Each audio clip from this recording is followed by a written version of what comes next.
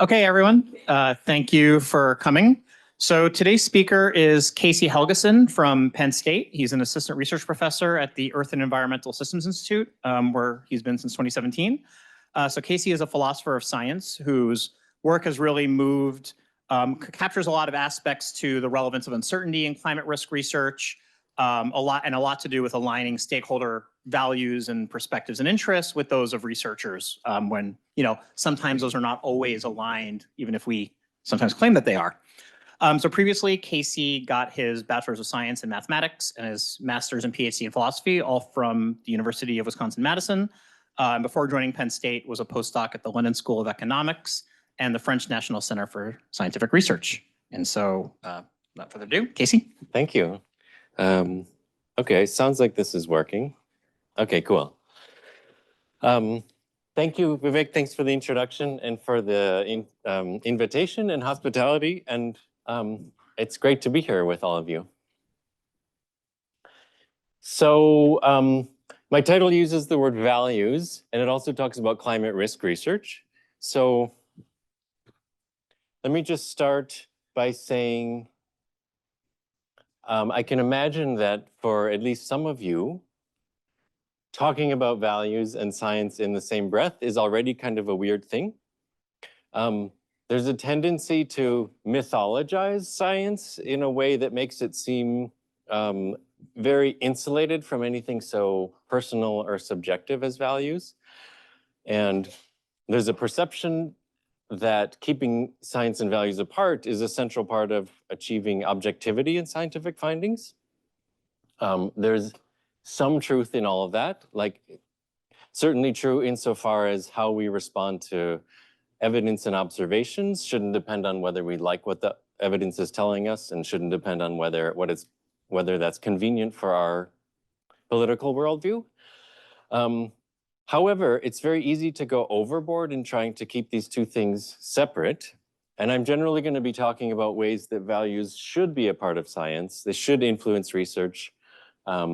And most of all, what that means for research in climate change and specifically on climate risks.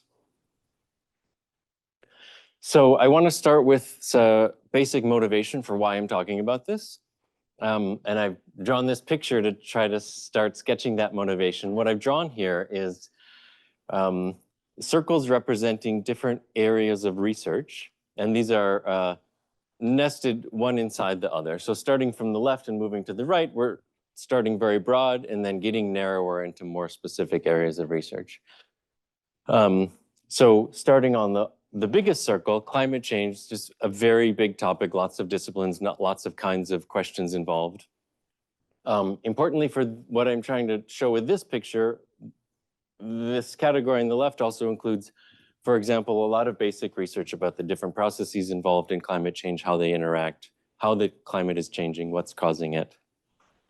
If we move over one step to climate risks, what distinguishes climate risks is a focus not just on how the climate is changing and why, but what is at stake as a result of that? Like, how are the impacts, how is climate change impacting things that people care about? And so work in climate risks will be addressed to all the different hazards that are influenced by climate change. So by hazards, I mean things like flooding or drought or extreme heat or wildfires or changes in growing seasons. There'll be climate risk research about each of those areas where climate is having an influence on how that hazard plays out. One more step to the right, what I'm calling strategies to manage risk. So this is going beyond just what is the risk, but like, what can we do about it? So this is research that is assessing things that can be done. In this big category of doing stuff about climate change, one important cut is between mitigation and adaptation. So I would put both of those in there, but just a quick reminder about what those terms are. Maybe you've talked about them before, but mitigation is doing things to slow down and stop the global process of climate change. So that's where reducing greenhouse gas emissions goes, for example. Adaptation is doing more local things to try to make the impacts of climate change less bad. So it would be things like protecting communities from flooding or from wildfires. both adaptation and mitigation are in this bin. I'm going to be focused here on the adaptation side, but mostly just because that's where most of my own work sits. But when I say strategies to manage risk, I'll be talking about adaptation. So I want to share a quote now. It's from a recent report by the National Academies of Sciences, Engineering, and Medicine. It's a report on global change research needs and opportunities for this decade. I'm noticing that sometimes the mic's picking me up and sometimes not. Can I do this differently? No, it's okay. All right, sorry for the interruption. And here's the quote. Crucially, new research is needed on strategies to effectively and efficiently manage and reduce these risks in decades to come. So, and this is one of the big themes of this report on research needs. It's talking about this bin on the right, and it's saying we need more of that, more of the research on what can we do about it. That's not in any way to say that work on the left side of this picture is less valuable. In fact, work on the right side builds on the foundation of the left. So it's not one or the other, but one and the other. And here is my motivational point for why I've been showing you this whole picture. With each step moving left to right on this picture, values become more and more central to doing that research. Paying attention to values becomes more and more central to doing that research. So the overarching motivation for why I'm talking about this is we need more research on what to do about it. But the further researchers move to the right on this picture, the more important it becomes for them to be careful about values. That's the general motivation for why I'm talking about this. Exactly why this claim at the top is true, why I'm saying that may not be totally clear yet, but that's the argument that I'll make, and I'll get into more detail in a minute. So with that motivation on the table, here's a big picture outline for the rest of what I'm going to talk about. First, I'm going to talk about some general concepts and vocabulary for talking about values, and also for talking about their roles in science. Second, I'll talk about some ideas about best practice for the treatment of those values within scientific research by researchers. That's going to be not focused on climate risk, but just sort of in science or even STEM research generally. And then third, I'll zoom back into climate risk and I'll show some examples of trying to put those ideals into practice, specifically in climate risk research. And there'll be a couple of examples here, and this is research that I've been a part of.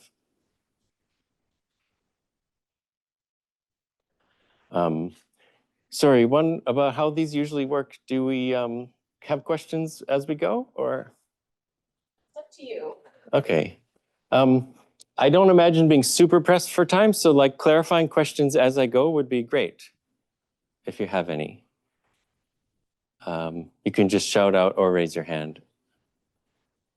So starting with the general concepts and vocabulary, let me just start with this term values that I used already but didn't explain. As I'm using the term, values is a broad umbrella term for really anything that people care about. So if something is important to you, its importance is an expression of values. This includes what are sometimes called held values, which means general principles or ideals like fairness or autonomy, abstract ideas like this. It also includes what are sometimes called things valued, which are more like concrete objects or experiences like your home or car or spending time with friends. The distinction between these two actually isn't going to be super important in the rest of the talk. I just mentioned them as a way of illustrating the breadth of the concept of how I'm using it. In everyday speech, when people use the term values, sometimes they mean something more like just held values, but I'm using it more broadly than that. By the way, you may not be able to read these right now, but I'm happy to share the slides. On a lot of these slides, I've put references for further reading. If there's something on this slide that seemed interesting, this would be the place to go to read more about it. So values is this broad concept, but what's not included? Like, what is the contrast class? A common way to think about that is to contrast values with facts. where a rough definition is that facts are about how things in the world actually are, and values are about whether that's a good or a bad thing. So I'm not sure if that terminology is familiar to you, but just in case it helps you put it into context, I put together this table. If whatever's unfamiliar in here, don't worry about it, forget about it. The only point is to say, you may have come across similar distinctions in other areas of study, but they use slightly different language. And so I've lined up some distinctions that mean roughly the same thing from other fields, in case this helps you put this into context. But if it doesn't, don't worry about it. So in psychology, they talk about beliefs versus desires, economics, beliefs versus taste. In decision theory, probability and utility, or more precisely, probability is used to model beliefs. Utility is used to model values or tastes. Come on in. Or you can also think of it in terms of different kinds of statements. So descriptive statements report facts. Normative statements express values. Or you can think in terms of is statements versus ought statements. Again, this is just to help you put it in context in case helpful. Anything that's confusing on below the first line, don't worry about it. Okay, so I did a little bit on some basic terminology. Coming back to science or STEM research, how do values come into the picture of research? As a first pass, really anything that people do intentionally, like with some goal, is a question of values, like why are you doing that? So the question of how values come into science at a first pass is really kind of the same question as like, why do science? Why do research? What's the point? And here's one way to think about that. You can think about research having two different sort of downstream consequences. One of them, if it works, if you're lucky, you produce new knowledge and understanding. And then that may or may not be applied in society in some way. Could be right away, could be 50 years from now when some application is figured out. And so thinking about what research to do and how to do it exactly, you can look forward to either of these places as places to value the consequences of that. So I want to start with the knowledge side. Many of us, especially researchers, value new knowledge like as a thing, as an end in itself. That's just a good thing. It's also great if it's applied, but even if it weren't, that's a good thing. Knowing more stuff is good. So I'm going to borrow a term from the philosophy of science to describe the category of values that are applicable at this stage, like how you would judge whether that new knowledge is important to you. And the term is called epistemic values. It's also sometimes called knowledge values. It's the same thing. Epistemic is just a fancier word for knowledge. So in research contexts, epistemic values refers to what people think are the most important knowledge gaps. Like there's a million, in any field, there's a million, infinite number of things that you could study that you don't know. But people have attitudes about what are the most important research gaps, what would be the most enlightening scientifically for that field, as well as what sorts of methods and data would lead to that, filling those gaps best. So those kind of attitudes are what's covered under this epistemic values. You can also think about that being applied in society, where I'm going to call the category of values applicable there social values. Social values is a super miscellaneous category. It's basically everything that people care about and want to achieve in life and politics. It includes all this stuff all the perspectives you would apply to judge whether application of that knowledge in society was a good thing. All the goals that people have, saving lives, curing diseases, reducing poverty, making money, winning wars, making peace, saving ecosystems, stopping climate change. All of those goals are piled into this social values category.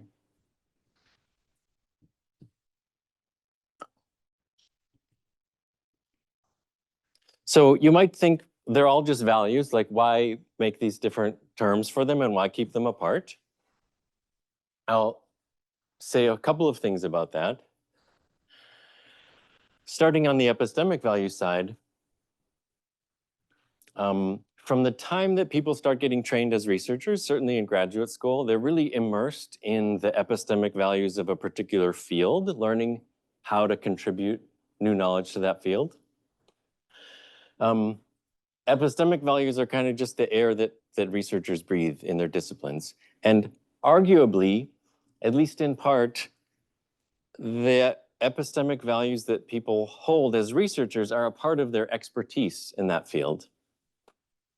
That's all I'll say about that. But in contrast, for social values, everybody has social values.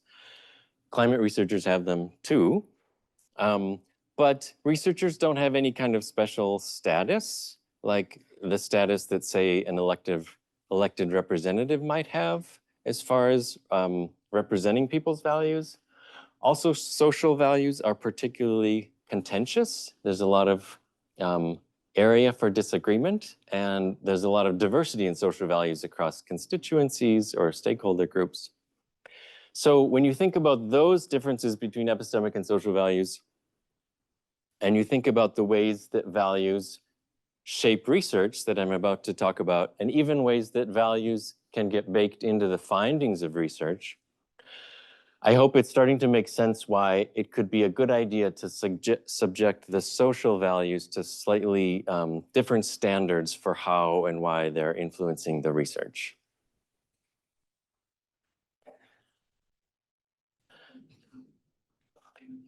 So with that extra vocabulary on the table, I can actually restate my earlier claim. What I really wanted to say was that with each step moving left to right on this picture, it's social values that become more central to doing that research.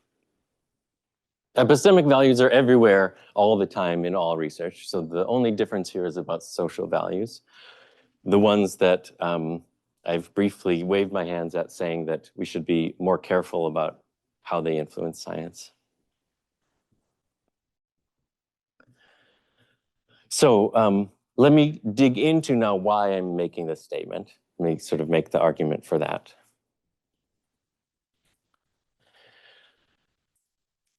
Social values are influential in all climate research, but I'm going to skip over the general category here, and for the moment, I'm going to jump straight to climate risk research, and I'm going to talk about some ways that social values become more central to climate risk research relative to some other climate research.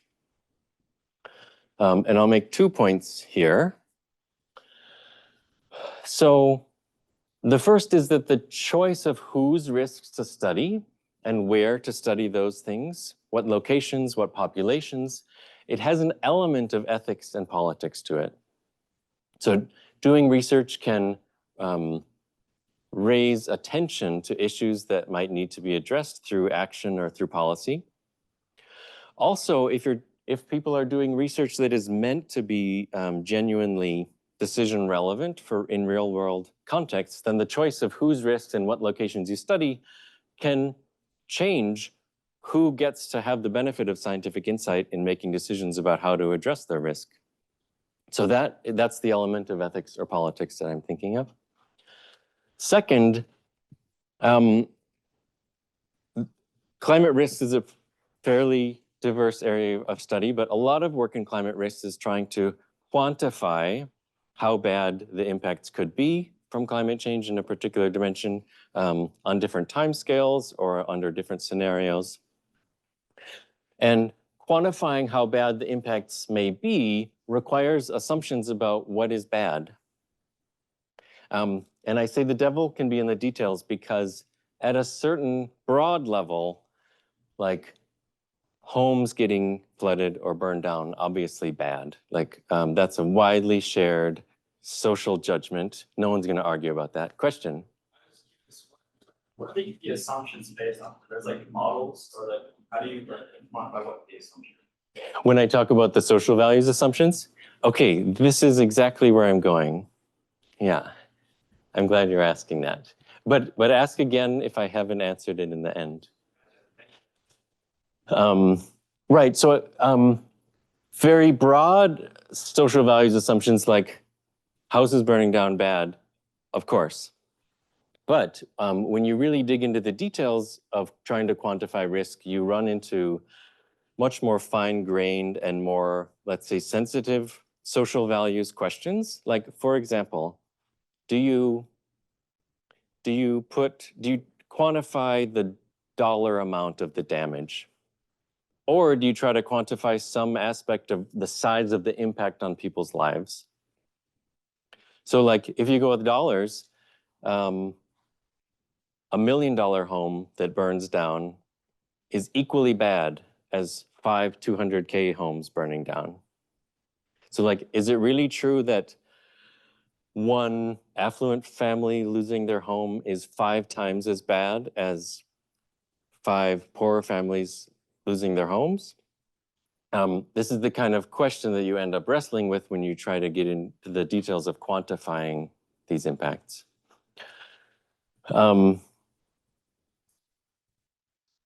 Right, okay, so your question about where these assumptions come from, at this point, one reasonable response would be like, well, like, who is the researcher to say? Like, it's not really their prerogative. At the same time, these questions can be unavoidable in doing the research. So the researcher is in a kind of dilemma. Like, on the one hand, they need to make these pretty fine-grained social values assumptions in order to do climate risk research. On the other hand, maybe isn't really their prerogative to make those assumptions or make those choices. They don't have the moral authority to do it. So I hope you can start to feel the tension in that situation for researchers. I'm going to do one more slide of like piling more tension on top of it before I say anything about how we might resolve it. So moving one more step from climate risks over to what to do about it, I'll make 2 quicker points here. The situation here for social values is really similar, but I think dialed up a notch, because you're not just quantifying how bad the sort of baseline current situation is, but often in trying to assess strategies to manage risk, like say, a lot of my examples will be about flooding because my own work is about flooding, but this could be applied to other hazards as well. Strategies like elevating homes or building flood walls or retreating from coastlines. A lot of this work will try to spell out how effective those strategies might be. But doing that, assessing strategies, it requires saying what makes one outcome better than another. It requires having a vision of like what you're actually trying to achieve. But the trouble here is that affected people can have competing visions of what a good outcome is. So for example, suppose you're considering restricting development in flood zones as a response to flood risk. Well, that may help save lives. It may help save money in disaster funding, disaster recovery funding, but it also might make a housing crisis worse, and it might hurt the local economy. And so there are all these competing visions of what a good outcome looks like. And in doing this kind of work, you just can't stay entirely neutral about that. So you have to make some assumptions about what a good outcome looks like. Okay, so now I'm going to shift to trying to say something about how to resolve this tension, or how researchers should go about this situation. And I'm going to turn here to some scholarship from the philosophy of science again, and this will be some general principles for the treatment of social values in research. And the particular ones that I'll talk about here are from this philosopher Kevin Elliott. They are transparency, representativeness, and engagement.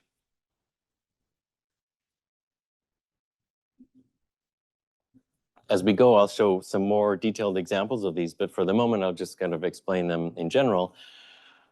Transparency just means whatever you do, whatever social values assumptions you make, just be very clear in communicating those in whatever findings come out of the research, in papers, in briefings, whatever comes out of them in terms of products. make it clear that those assumptions are not scientific assumptions. They're not sort of the person's expertise. They're social values assumptions. Make it clear how those assumptions influence the research, and that someone could reasonably make different assumptions and how that might influence the research. So that's transparency is the sort of, at least do that. Representativeness is the idea that beyond being transparent, you could think about how to make these different values assumptions. And the idea would be that there would be some group of people, for example, people whose risk you're studying, or people who would be affected by the decisions that you're studying, and that you could learn about those people's social values, and you could make assumptions that align with their social values. That's what representative means. Representativeness, a mouthful. This makes a lot of sense in principle, but in practice, most of the time for most researchers, the question would be like, how would you even know? And so that's where engagement comes in. Engagement is the idea of actually talking to people who would be affected by the research or affected by the decisions or whose risk you're studying, learn about their social values, use that learning to build into the assumptions in order to be representative. So again, I'll spell these out in some examples in a minute, but these are just the sort of in principle ideas about how it would be a good approach to making these social values assumptions.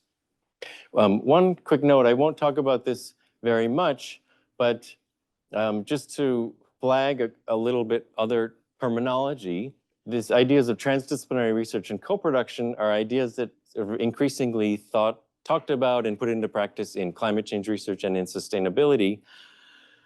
They're overlapping concepts, and they both have to do with bringing people from outside the normal research circles into research. So practitioners, real world practitioners or stakeholders, bringing them into the research process. And so I'm just flagging that these are concepts you may have also come across, and that these are modes of research that may be helpful for achieving representativeness and engagement.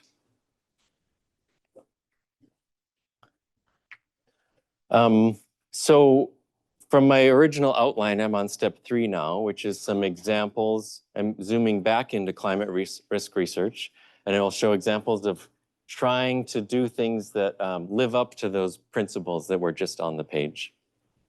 And I'll talk about 2 of them. The first one is about this question of which adaptation challenges to study and in which communities, how to address the social values issues there. And the second one is in this question of what makes one outcome better than another, where that you need to make some assumptions about that in order to say whether a given strategy is a good one. The first example is going to illustrate this principle of transparency, mainly. And the second example will illustrate the second and third principles, representativeness and engagement. Okay, so I'll start with the first one. So I'll tell you a little bit about a research project that I've been involved in. It's a project on coastal climate risk. And we started this project by doing a pretty large-scale scoping process to learn about adaptation challenges in the study region, and to learn about sites and locations and partners that we could work with to do place-based research about this. So this study included all of coastal New Jersey. That's a map of New Jersey. From the color coding, the bit that's important is just the teal color at the very top, which is indicating the places in the state where flood risk is influenced by sea level rise. So we started by narrowing to there, but then within those areas, we did this pretty involved iterative process of identifying research needs and priorities in that area and assessing whether they're a good fit for the project. This is a sort of abstract schematic of the process that we did, and I won't explain the whole thing, but I want to talk a little bit about the 2 things at the very top, the listening to needs and the refining goals. So on the listening to needs side, we partnered with the Climate Change Resource Center at Rutgers University and did over 100 interviews across the region with people in local government, state and federal agencies, tribal bodies, non-governmental organizations, professional associations, NGOs and professional associations, mostly having to do with sustainability or landscape design or climate and environmental justice. This was to learn about adaptation challenges and decisions that need to be made to respond to flood risk and what sort of research would help inform those. In the refined goals part, this is where the social values come in. So we went through a more internal process just within the research team to talk through what we were really trying to achieve with this project and what that meant for where we should work and who we should work with and which problems we should work on. This figure is the result of those discussions. This is very busy. I apologize. It's just pulled straight from the research article. A lot of this detail isn't going to be too important, but let me just narrate some of the important bits on it. So what this is showing is that on the far right side here, we have some sort of big picture goals of how the project sees what its purpose is, what it's trying to achieve. And the main two elements there are advancing fundamental knowledge and also improving real world climate risk planning in the region. And in this in particular, also with attention to equity and justice in planning and with priority to underserved communities. So this is an expression of the social values that the project is aiming at. In the middle are some like intermediate means that we thought are ways that we can achieve these things. I'm gonna just gloss over those for the moment. And on the far, well, I'm gonna gloss over them, period. On the far left are criteria that we thought we could use to identify good problems to work on and good places and partners that would help us to achieve these ends. And so just like the goals themselves could be separated into epistemic and social values. Also over here, it's possible to look at these criteria as some of them being more about epistemic values and some of them more about social values. On the social value side, I just want to draw attention to two things at the bottom, what we call the absence of planning and social vulnerability. Absence of planning meant that in that particular community, there wasn't already a functioning and well-funded sort of research and decision-making planning process to address the flood risks in that place. In other words, how big is basically the need for help? So we wanted to prioritize places where there's a bigger need.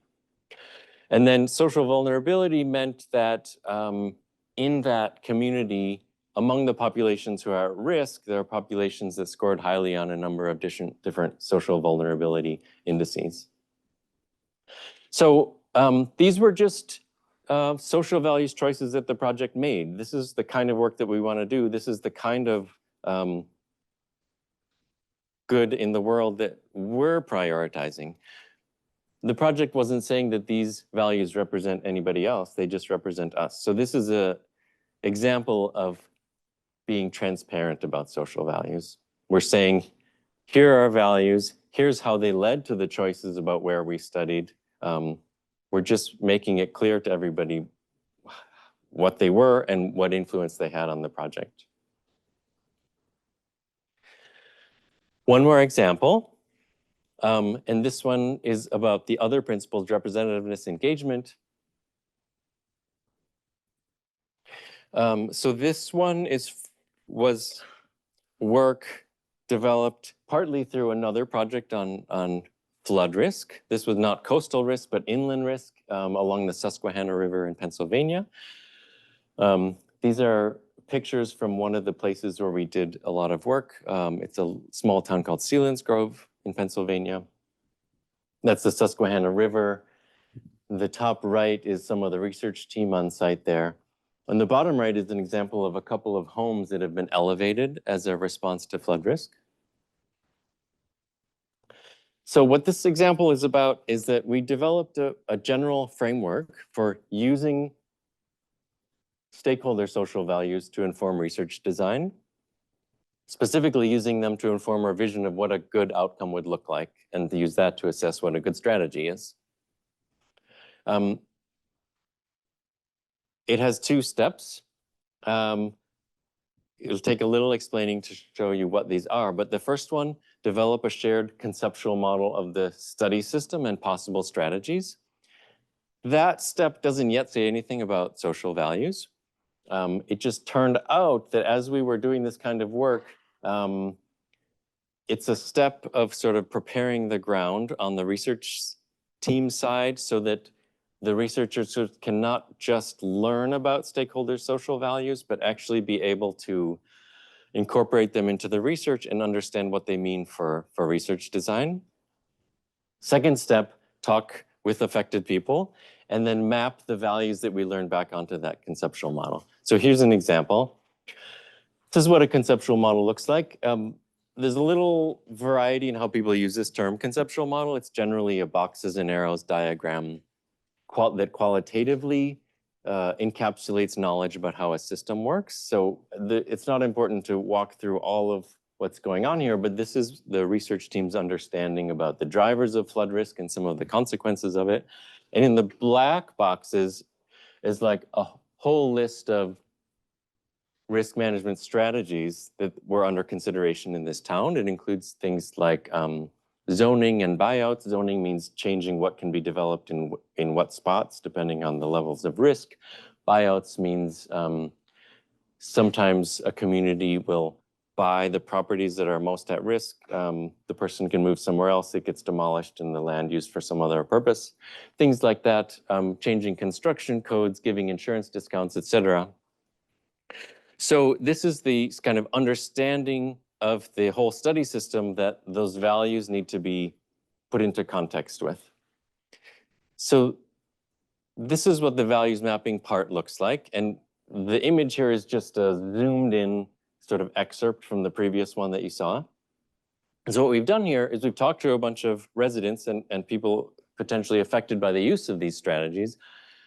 And we've learned about all the ways that flooding has impacted them, or that they think that it might in the future, and the ways that using these strategies might impact them in the future. And we've taken all these concerns or social values, and we've mapped them onto this picture at the place where they would happen.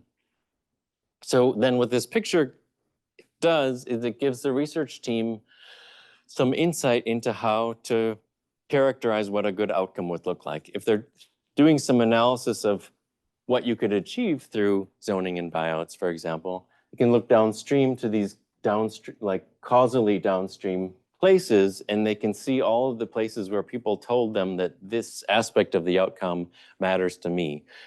If it turns out this way, that would be a bad thing. If it turns out this other way, it would be a good thing. So this is a sort of map to use what a research team learns about stakeholder social values in order to come up with their vision of what a good outcome would be. That may have been a little fast, but we can, yes, please. Like if you have people who say completely opposite things, Yeah. like deal with that. Yes. So this is going to be a little bit complicated, maybe. One approach to this kind of policy analysis is to come up with a single vision for what a good outcome would look like, and then measure the potential outcomes according to that. Another way to do it is to come up with a list of different ways that the outcome matters to people. And then for every potential strategy you would use, try to do the research to tell you how that strategy would fare on this whole set of different ways that it matters to people.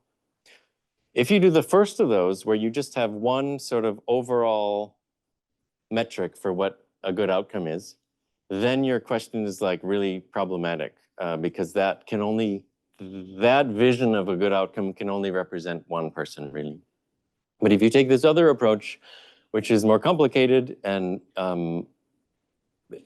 both to do and sometimes to communicate, then you get the outputs of the research are telling each person what would be the good outcome for you. And so that might say, the outcome of the research may say that for this particular group of stakeholders, actually strategy A is the best, but for this other group, strategy B is the best.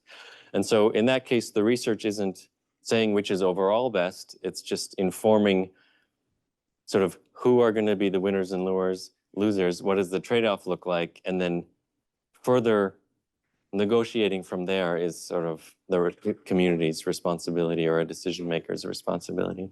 Is that answering? Okay. So just back to the same list I had before. Again, this was an example of trying to make the social values assumptions in the work representativeness and that wasn't grammatically right, but representativeness and engagement. That is the end of my two examples, and it's almost the end of my slides. I just have one last slide with a sort of super big picture recap of what I've been trying to say. The world needs more research on climate risks and climate strategies, what we can do about it.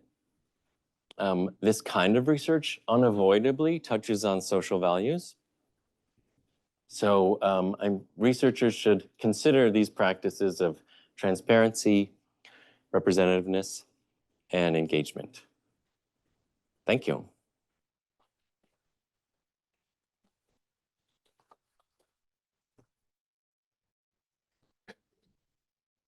Oh. Sure.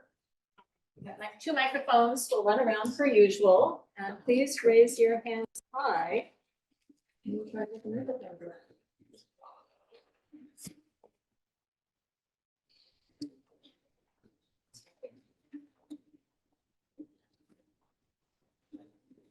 Oh, there. Hi, I was wondering if you think that representativeness and engagement can occur separately of each other, or they both need to occur for something to be effective. I think a lot of the time you wouldn't know whether you're being representative if you haven't done engagement, but it's not always the case. Sometimes engagement has been done already by others, for example, and there's published data or other resources available to tell you about that and that you could use to make the assumptions representative. But in the absence of that, I think it's kind of dangerous to try to claim representativeness without engagement. I have a question about transparency. Sorry, where are you? I'm Oh, over okay. here. Is the transparency, like, I know a lot of research paper have been proven to be false, or like not all of the sources were reliable. So I was wondering, like, when it comes to transparency, is it also between other researchers and institutions like that are giving out this information, or is it more towards transparency of what the audience may know? Because I know some audiences may be more educated than others, or more educated on a certain topic, and other readers like may not be as well versed. So I was wondering, like, exactly how transparent do you have to be? Because I know a lot of times some data is not given just because maybe it's not necessary, or maybe like to a certain reader it like wouldn't apply to them. But I was kind of like wondering about those practices. Sure.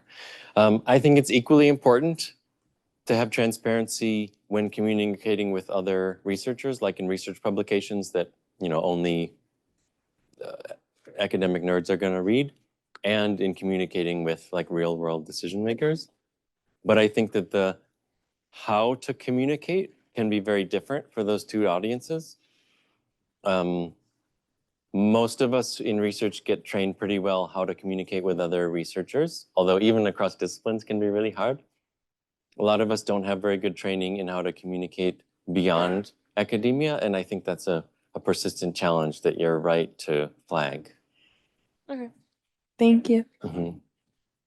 Hi, I'm over here. Yeah. Hi, thank you so much for doing the lecture. I guess I'm really curious to hear about your perspective. I know you mentioned that the world really needs like more research in terms of this area, but I was wondering what your stance was in the debate between, you know, whether this duty is for the public sector or like the government versus like private sector funding. And especially since like a lot of this research, I know like in terms of social values, you have to kind of focus on local communities. So I was wondering your perspective on whose duty it is to ensure that this occurs and it's a fair like research process. Can I ask a clarifying first? Whose duty to do the research or to make sure the social values are the appropriate ones?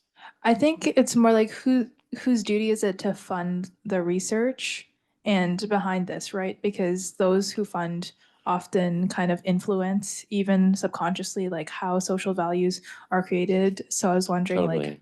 what your perspective of is in terms of, you know, whose duty it is to kind of support this and whether that will influence, you know, results at all, even if you try to be as fair as possible or incorporate social values the way the method you have. Yeah. I think that's a fantastic question. I'm not going to give a very satisfying answer, probably. My first pass answer for who is responsible for funding it is just like emergency, all hands on deck, like everyone who can, funding agencies, private sector, sort of everybody. But I do understand that then the second question might be, insofar as research is funded, you know, that the funders have their own interests and those have a way of getting into the work. And that's certainly true in the area of doing private sector research on climate hazards and climate risk. If people are trying to do that to make money on it, then they're going to have certain clients in mind, and they will be thinking most of all about the social values of those clients, trying to make the information useful, for example, to the reinsurance industry or to other users. And though that you're very right to raise the question of whether that means that that research is not going to sort of follow these practices very well. And I think it's right to be concerned about that. I just had a quick question about, you talked about different values and how it's kind of like challenging to determine which one is like greater. And then a lot of the examples you gave were kind of about like coastlines and like beach towns, I guess. Yeah. And I guess this goes along with representativeness. Do you find it to be common that a lot of like research papers and stuff will evaluate all of them and be like, this is what we find for each different like social value, and then like be like and then kind of go from there? Or do a lot of research just kind of go, this is what we've determined to be the greatest social value, and then kind of ignore the others? I think there's a big variety in the climate risk research that you see published. There's quite a lot of that research that considers only a very narrow range of values. So if you've heard the term benefit cost analysis before, BCA, yeah. So in the area of flood risk, for example, it's fairly common to just consider a couple of impacts that are easy to put a dollar amount on. Like if you're talking about elevating a home, how much would it cost to elevate that home? And then how much flood damage in dollar terms would be prevented during the lifetime of the home? Now, clearly, there's a lot of other ways that people are impacted by flooding, but a lot of research might be limited to just those things, either because people are uncomfortable wading into those other values, or because it's just harder to try to quantify those other things. It requires more data, more engagement. So there's quite a lot that looks at a very narrow range of values and therefore may be giving bad advice if it's not taking into account all of the other stuff that matters to people. Hi. I was wondering how you think the research on climate science in general is doing on the practices of transparency, representativeness, and engagement, and how that might compare to other fields of research. Oh, wow. I love that question. The short answer is okay, comparative wise, the short answer is I don't know. Because I really just work in the climate area. One thing to note, towards the beginning of my talk, I sort of split research on strategies into mitigation and adaptation, and then I stuck to the adaptation side. On the mitigation side, all these strategies become a little bit more complicated just because the stakeholders is like the whole planet. So there are certainly a lot of processes in place where the interests of many, many people feed into the sort of targets for 1.5 or 2 degrees, for example. But it's a sort of totally different scale than thinking at the community scale. Yeah.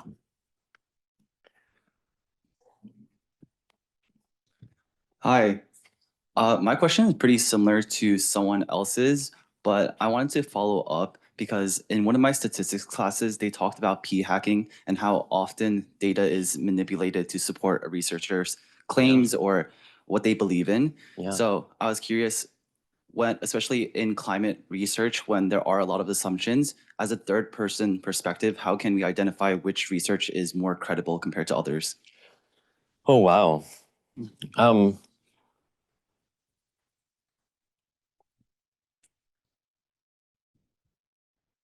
Gosh. I mean, it's very hard if you're not an expert. People who are really experienced and expert in that area of research, and especially bringing in the statistical side, can look at things and say, oh, this practice isn't very good, I don't trust that. And also different researchers get reputations for doing sloppier or more careful research. But you have to have a lot of experience and expertise to really see that deep into it. Certainly, the more training you have in statistics, I would say, the better equipped you are. I don't know if there are any like quick hacks for doing this. Talk to people who know a lot and that you trust. I don't know. Vivek, do you want to say anything about this? Oh, I think transparency is usually a good sign. So the more open somebody is about the assumptions that they made and the methods that they've used, where they got their data from, willingness to share code and data is usually a sign that like everything is at least being done in good faith.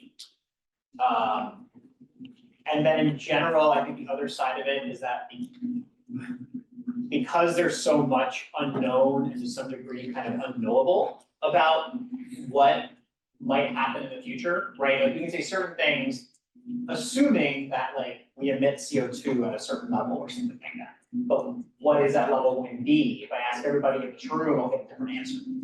So I think laying it really clear how you're using that framework, and you're not, for example, just picking a convenient scenario to get like your numerical value or something, that's usually a good sign. But it is challenging at times.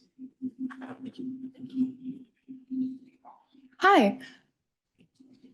Hi.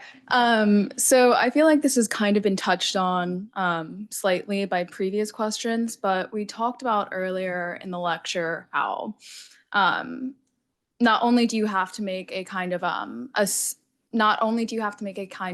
assumption about what is bad, but you also have to have some kind of like quantifiable way to do that.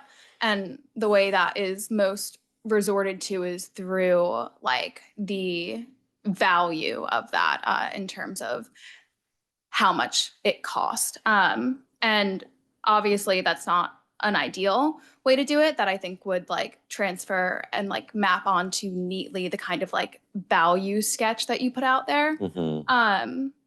But how do we build a like accessible and like usable capacity to measure impact on people's lives in a more representative way? Because it would be great to see a system built that does not stick to strictly dollar value, but I don't see how that is necessarily going to become widespread, or if there are current efforts to try and do that as well. Sure, yeah, great question. I think that it's a slow process and it involves different disciplines working together.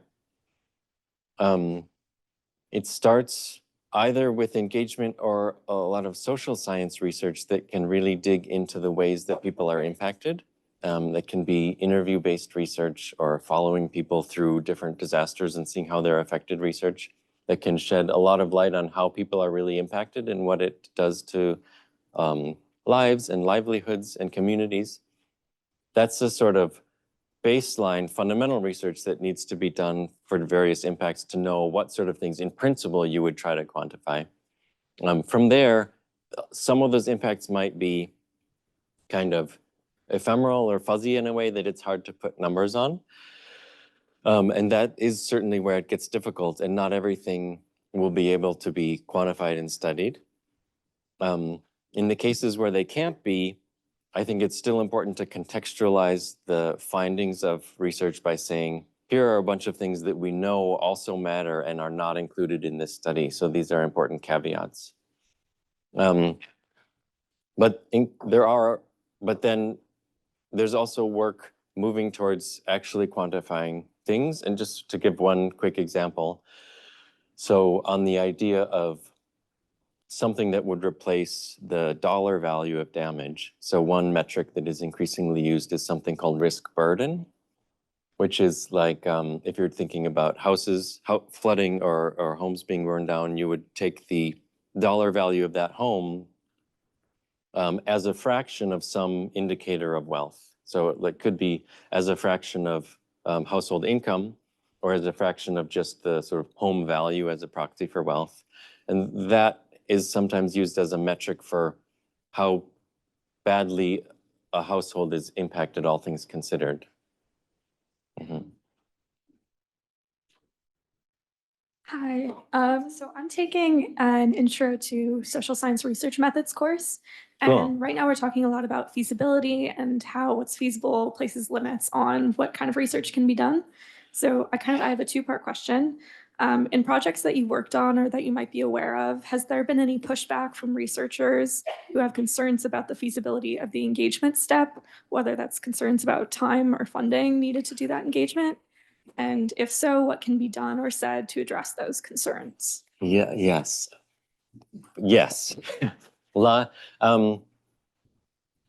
Okay, let me refine that. Pushback, not really. I think there are a lot of people, climate researchers, where you would encounter pushback. In my collaborations, I haven't, just because the sort of people who are collaborating with, to begin with, are sort of on board with the ideas at least. But beyond pushback, then there's questions about like how difficult is it really to do the engagement? How feasible is it? And there, it's very difficult. It involves a skill set that lots of researchers don't have and haven't already developed. It involves building relationships that take time and building trust that takes time. It happens on timescales that might be poorly aligned with research timescales, like when does the decision need to be made, how much relationship and trust building needs to be done to get to that point, versus on the academic side, how long, by when do we have to spend this money that we got from the funding agency? And by when do my students and postdocs need to have papers out so that they can get jobs? So in practice, there are a lot of difficulties that are both just the nature of the task, which is really hard, and the nature of the way that academia is structured and organized. I think the community of folks who are interested in doing this kind of thing are gradually making progress on both of those, learning how to do engagement better, learning how to do it in a way that's integrated with the research better, learning how to manage these misaligned timelines. But it's still really hard, and it is still a big risk for researchers to try to do this kind of thing in terms of the productivity that they may lose in terms of normal research outputs and metrics that they're judged by.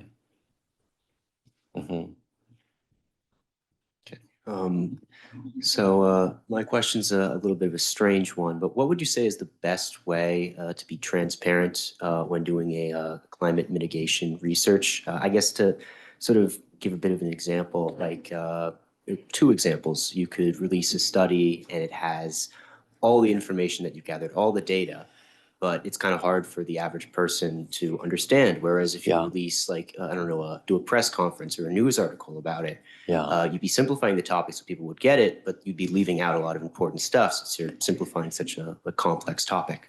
Yeah. Yeah, I think it's a great issue. What I see as the evolving best practice is to try to do both. Communication, what is the best communication approach is very dependent on who the audience is. And so like what's a good approach for one audience can very easily just be like total crap for another audience. So this is again something which is not in the skill set of all academics, and it's good to try to get training in how to do not just writing the academic paper, but writing the press release, talking with journalists and so on. I think they have to be different messages and all channels. Is that answering it? Somewhat? Do you want to? Oh, sorry, go ahead. All right, so my question sort of is related to that. So I do feel like there's a bit of a tension between transparency and engagement, because the more transparent you are and the more information you make available, the harder it is to digest. And for example, with a press release, it might not include that much information. And like, for example, we see like talk shows misinterpret research all the time for that exact reason. Yeah. So I was wondering if you know of any like tactics that we can use to make things, fully abundantly clear and be as transparent as possible without, causing this miscommunication when trying to engage the public. The short answer is no. I think it's a fantastic thing to be thinking about and pushing on, and you're right to identify the tension. There are people who study specifically science communication, and they would give better answers than I would about this. This is an area where me personally, I have a lot to learn.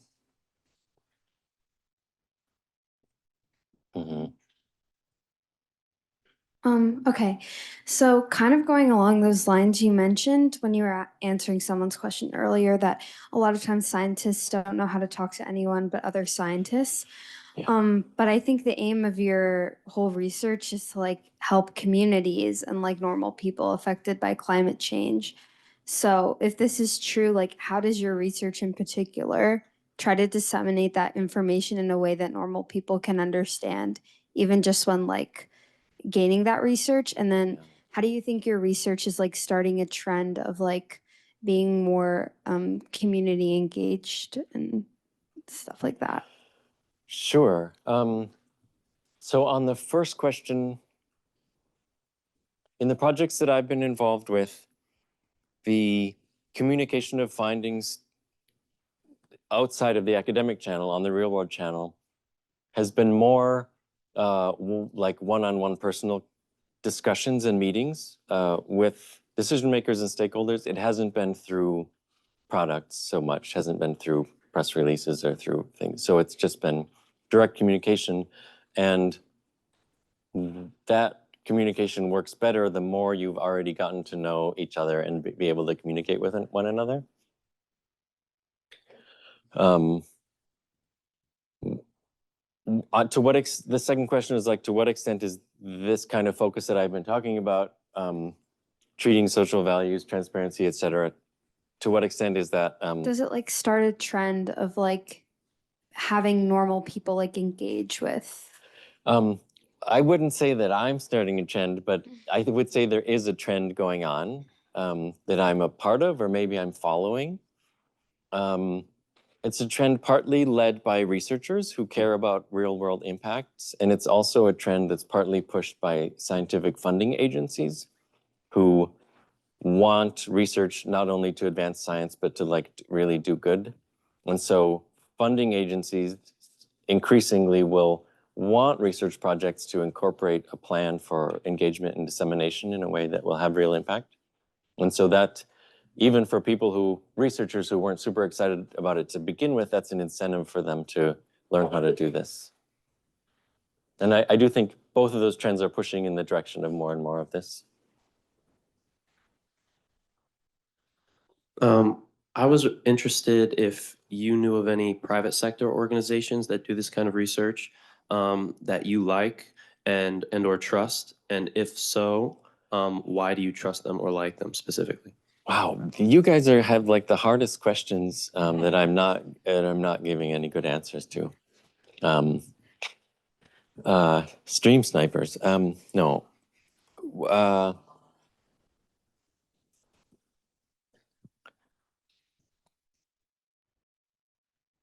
It's hard to answer, in part because in the private sector climate services tend to be less transparent in general, not just about social values, but about the data and methods that they're using. They tend to be serving specific communities and to be sort of in dialogue with them, users, as I mentioned before, like reinsurance. And so it can be harder to tell what they're doing about social values and what social values they are considering, how those social values are shaping the research that they're doing. So it can be harder to see inside what they're doing because I think, at least on the transparency side, they're generally not practicing it as well as sort of the best academics are. But I wish they would. Hi. So obviously on the local scale, like it seems like it can be really hard to come to community consensus. So for example, if there is like, two outcomes that like people are like really, really fighting over, Yeah. like how do you as a researcher kind of, step in? Do you pick your own bias in that case, or do you try to like keep like asking the community till they come to a consensus? I think there is a spectrum of attitudes among researchers who do this kind of thing, where on one end, people feel like a part of the engagement involves being a community facilitator as well to try to help find consensus. And the other end of the spectrum says that's not my business. What I have to do is inform the decision, tell all the parties, here's what the policy would be good for you, here's what the downsides would be, and so on. And that's where their responsibility ends. I think all the points on that spectrum make sense. In the projects I've been a part on so far, they have not gone very far into the trying to facilitate values differences, more on the just taking those into account and being transparent about how they influence all the work.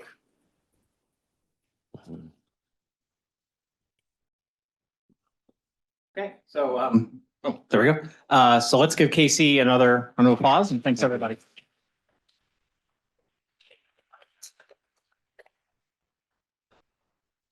Thanks.